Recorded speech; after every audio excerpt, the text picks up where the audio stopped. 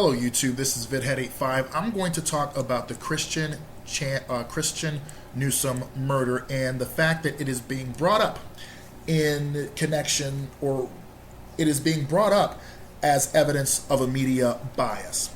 I keep hearing about two murders that right-wingers are used to saying that the media is biased against black perpetrators and white victims because the media does not bring a lot of light to the Christopher Lane murder this year and Christopher Newsom and Channon Christian, both who were murdered in 2007. All the defendants, one of the defendants got sentenced to death. Two of the defendants got life in prison, one without the possibility of parole and one with. One of the defendants were sentenced to 18 years in prison on charges of accessory after the fact. And Vanessa Coleman, originally sentenced to 53 years in prison, hers was commuted down to 35 years in prison. Their trials, their convictions was set aside because of misconduct by the presiding judge, but the Tennessee Supreme Court vacated the motion for new trials, so those would stand, except for the Coleman case. So the post is a picture of Miss Christian on the left and Mr. Newsom on the right in a baseball cap, and they're just smiling there, looking, just like it's, they're taking a picture. And then the mugshots of the five individuals, very close up, are there. That's what's on the bottom. Underneath it, it says this: the animals pictured below carjacked and then raped Christopher Newsom, cut off his penis, set him on fire, and fatally shot him several times while they forced his girlfriend Channon Christian to watch. An even more cruel fate awaited her. Channon Christian was beaten and gang raped in many ways by all of them while they took turns urinating on her. They then cut off her breast and poured chemicals in her mouth and murdered her. Where be, and this actually says where be, Reverends Al and Jesse? Are they providing counsel and help to the families of the victims? Of course not. The victims are white. Why hasn't this received national coverage by the news media like the Duke rape case? Why hasn't the NAACP, ACLU, New York Times called for an investigation? Why hasn't the FBI called in to investigate this as a hate crime? Oh, that's right. The victims are white. Now, basically, what ended up there are a lot of details. I will not go into that, but you can search that up on your own time.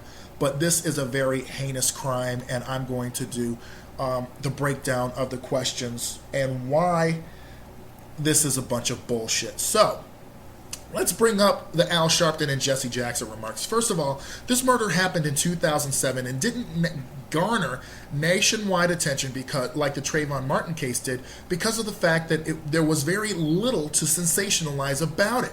The coverage was mostly local. And how could Al Sharpton or Jesse Jackson have found out unless someone had told it to them or they read the Knox County paper? This is not speaking the truth to power because they had no way of knowing. It is simply grandstanding, trying to make a big point on nothing but a thin premise. Are they offering counsel to the families? Of course not. They're white. Nobody cares about the race of the victims. This is a heinous crime. And there is and this is a way to try to slant Al Sharpton and Jesse Jackson as race baiters, aka calling out racism is basically what it is, or what they call race baiting, when it really happens. Again, they had no way to know about this murder. The question of why this hasn't received national coverage by the news media like the Duke rape case. First of all, there were allegations of prosecutorial misconduct. In other words, the prosecutor acting like an ass, included a college athletic team for a famous university and a stripper escort. All of these things came together to create a sensationalized, just, oh my goodness, this is something crazy happening on a college campus. Oh my goodness, let's get there quick. But also, when Crystal Magnum was revealed to be a liar in this case, but she wasn't tried for her false accusations by a white attorney general, by the way. I am sure that he just wanted to resolve this and just let it go. Also, the prosecutor was disbarred for dishonesty, fraud, deceit, and misrepresentation. Misrepresentation. Exactly. Now I see how this murder is so sensational in the light of all of this. Next questions. Why haven't the ACLU, NAACP, or New York Times called for an investigation? If you didn't hear about this case, you probably would wonder that too after all of this. But the problem was the question is a blatant attempt to put attention on the Black Civil Rights Organization and the Civil Rights Group that are seen most times as liberal organizations, and thus calling for a partisan attack after we've just been bombarded with the horrible details of this murder.